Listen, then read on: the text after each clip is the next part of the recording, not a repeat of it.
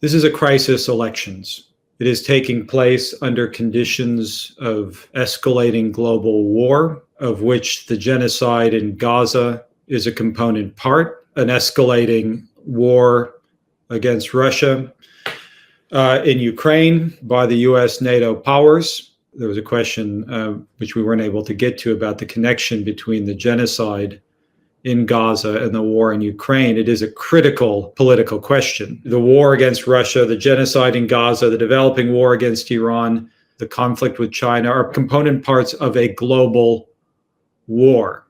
And if there is one conclusion that must be drawn from the genocide, it is the obliteration for all time of any conception that American imperialism is defending democracy, freedom, national self-determination, and everything else in any of its wars. No, it's ruthlessly pursuing the geostrategic interests of the American financial oligarchy.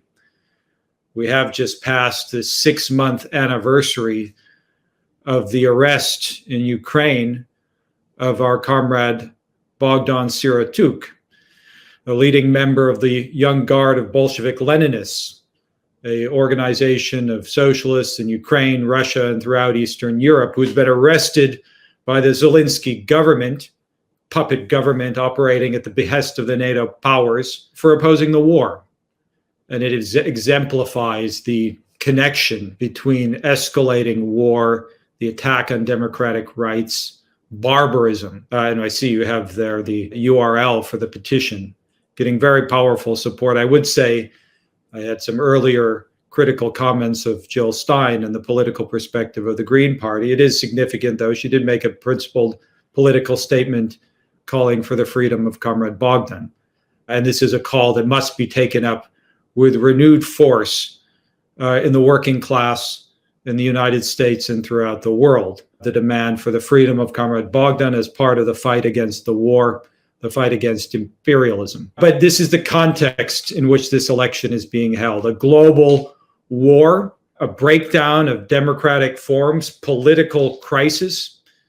What will happen on Tuesday, in the days that follow, remains to be seen. But one thing for certain, the United States is not heading back into a period of peaceful political development.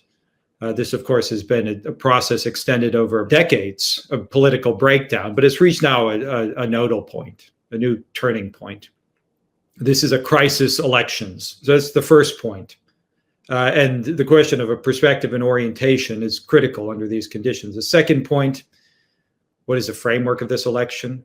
You've got Trump, Republicans plotting fascist conspiracies, the Democrats responsible for a genocide, plotting an escalation of war. And even in the coming days and weeks after the election, before the inauguration, you could have a whole new stage of the war. They're sending new battle tanks into the Middle East to threaten Iran. This is the framework. This is what the population is supposed to choose from. These two candidates of corporate financial oligarchy. What an abysmal political level American politics has descended to. This is not a choice. There is no choice between these two right-wing representatives of the corporate financial oligarchy, and whoever wins, the same basic issues are posed for the workers in the United States and internationally. 3, that is the social force, the working class. There's one theme of this meeting. I think that comes out very clearly. The working class is the revolutionary force. The working class is a force that must be organized, mobilized. The turn must be to the working class. And the development within the working class of a political movement, a political program, a political leadership in the United States and internationally. There is enormous anger, opposition to the war. The war is not popular among workers, any aspect of it. Workers face the consequences of social counter-revolution, the impact of soaring prices, the collapse of social infrastructure, all the manifestations of the subordination of society to the corporate and financial oligarchy. There's enormous anger. That anger has to be given political expression. 4, this has to be part of an international movement. There is no solution outside of the development within the working class of an international perspective. At the center of Trump's fascist agitation is a vicious attack on immigrants and refugees. Why? He's trying to divide American workers from our class brothers and sisters in Mexico, Latin America, China, Haiti, the vicious lie that the social problems confronting American workers are the product not of the oligarchy, which exploits them, but about foreign workers who are our class brothers and sisters in a common battle. They try to divide the working class. The Democrats do it by promoting identity politics. And Harris's response to this fascist agitation, she goes down and says, well, I want to adopt the program of the Republican Party and I'm going to implement it. She even criticizes Trump for not building Trump's wall. She doesn't go to Springfield, Ohio to defend Haitian immigrants against the vile fascist slanders, but to the border to insist on the need for keeping out the immigrants and the refugees. This is the framework of American politics. But the point I was making, internationalism, the international unity of the working class, that is our strength. There must be development in the working class in the American working class of a socialist program, and inextricably connected to that is an understanding that its struggles, our struggles here in the United States, are the same as the struggles of workers all over the world. The fight against war, the fight against the pandemic, against climate change, against dictatorship, fascism, inequality. All of this is a fight against the capitalist system, which has to be developed as an international struggle. 5, that this has to be rooted in history, a perspective.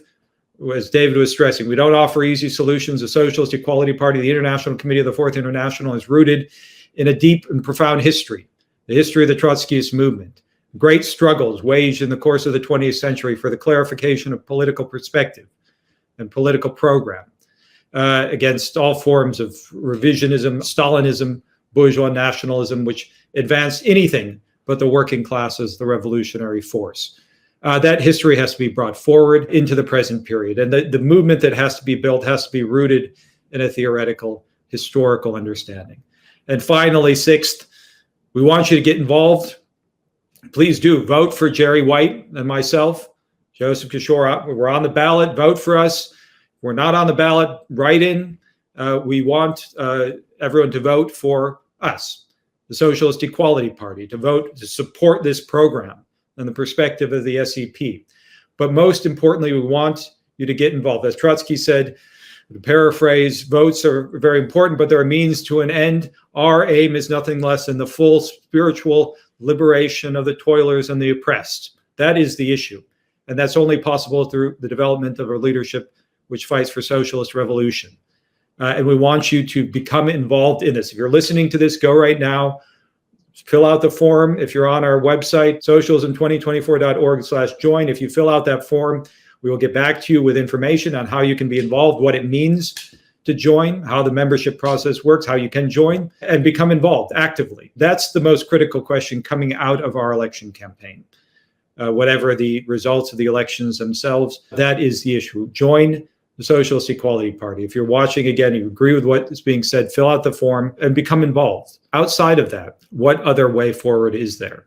The development of a revolutionary movement in the working class, the fight for socialism, the fight against capitalism, imperialism, that is the great question confronting the masses of workers and youth in the United States and all over the world.